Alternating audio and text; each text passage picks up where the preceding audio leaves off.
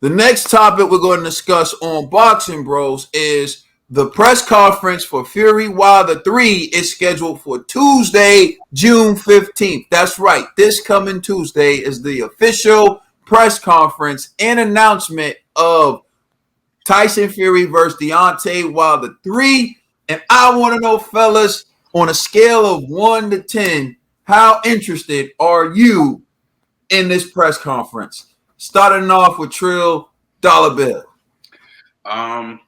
This is the only time that I will allow Tyson Fury to talk reckless. I am looking forward to this because I know that he's sitting there right now in his kitchen writing down some good material that he's going to use on June 15th. The problem with this is I know Tyson Fury is going to be ready. He's ready. He's going to be ready. He's going to be very confident in his abilities at this press conference. My problem is Deontay Wilder. Is he going to show up? If he does show up, is he going to show up? And is he going to cry? I just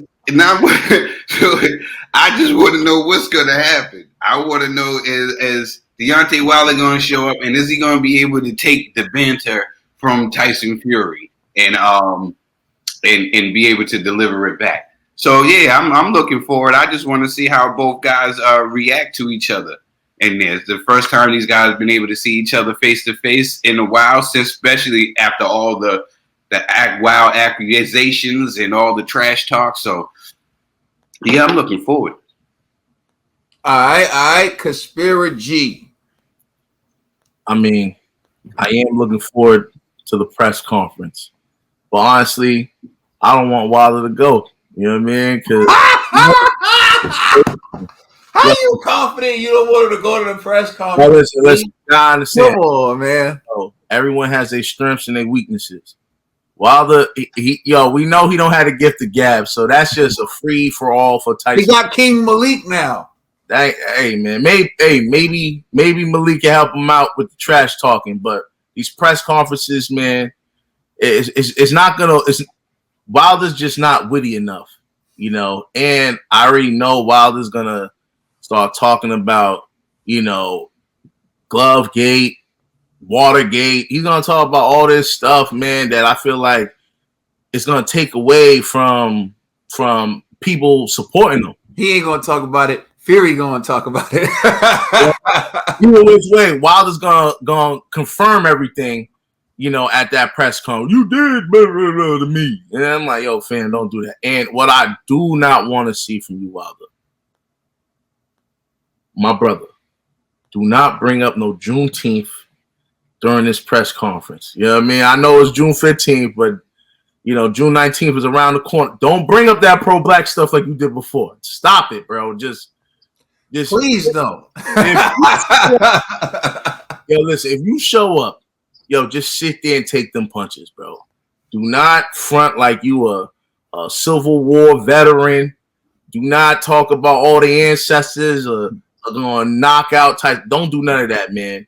Just go over there. If you're going to go over there, I don't think you should. If you're going to show up at that press conference, take your licks like a man. Once Tyson Fury's done clowning you, bro, hey, it is what it is. Just keep it floating. That's it. But I definitely want to see it, but I don't think you should go. I was just getting a call from Trill. I thought Trill was about to hit me up like, yo, you ready to roll? Yeah, I'm ready to roll.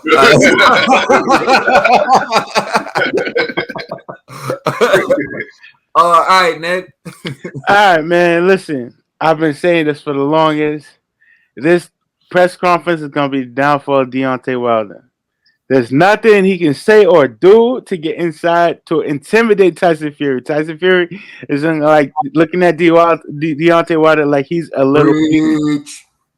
He's looking at him like he's a little bee, and everything he gave Tyson Fury all the ammunition he needs to eat for this man. It's gonna be an embarrassment. If Wilder, I'll tell you, Wilder, the best thing you can do is just show up and be silent, like nod your head. Like you saying all of this and try to knock the man out when y'all fight. But if you show up and you say, you poisoned me, You set my trainer against me. My legs didn't work. Everything's gonna fall. It's all the dominoes gonna fall in Tyson Fury's favor. So Deontay, all I can tell you is show up and just nod your head. Don't even respond. If you respond, it's over. I know Tyson Fury got it in the bag. As soon as you respond to any of the nonsense you said earlier in the year, last year, and after, So don't, Deontay, if you're serious about this fight, just show up and take the verbal abuse. Use it as fuel. Use it as motivation to beat this man.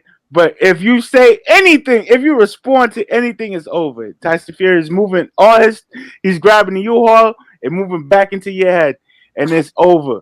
Thank you. Yeah, I agree 1,000% with you, Ned. Just saying.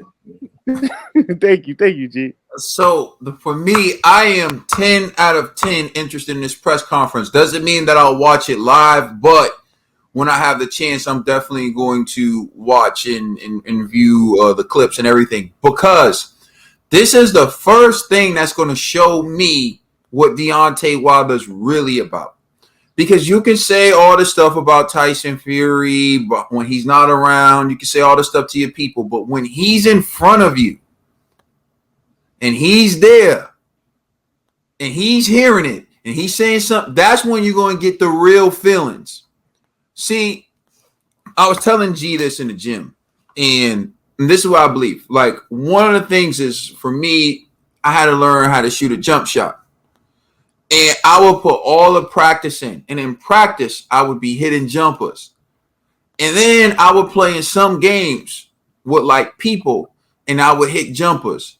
But then I would go to certain gyms with people I used to play with when I wasn't hitting jumpers, and they would talk trash and they would dare me to shoot, and I would still miss the jumpers because it was in my head. But not only was it in my head, it was like that same environment, that same thing. I had to overcome that. And it took a while for me to realize that, like, I lose my mechanics when I come in this gym because I'm just so used to, like, I just go. So once I finally got relaxed and whatever, I started doing it, and then it just wasn't about it. It was just me and my mechanics. Reason why I say this is relevant for Wilder is because this is the first time he's going to get those same feelings that he had for fight one, those same feelings. And then he's going to be in the ring as well. Now, when he's in the ring, is he going to remember all the things that he was working on with Malik Scott? Once Fury starts to do those same old tactics, once Fury starts to hit him, once things start to get rough, or is he going to revert back to what he normally did?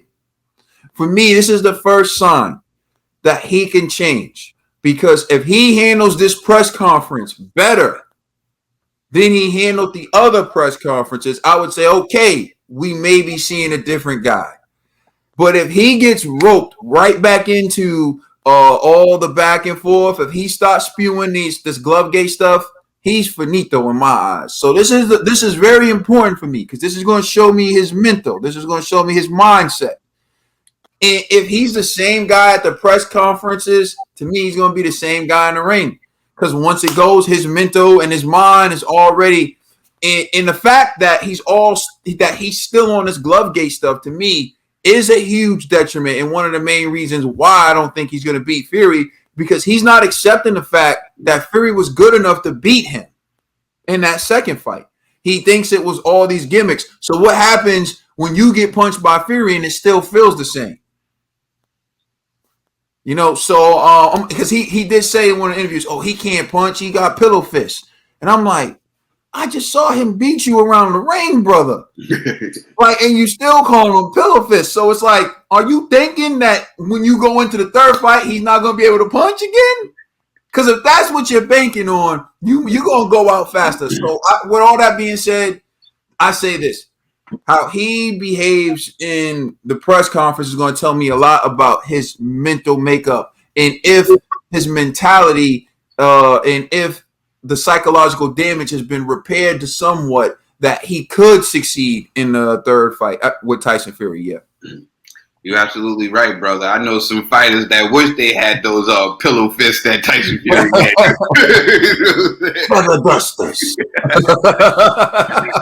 Let us know how you feel in the comment section. Please like and subscribe, and check us out on Instagram and Twitter. And please check out our podcast on all major streaming services. June 20th, Father's Day, Trail Talk, Volume 1, the mixtape.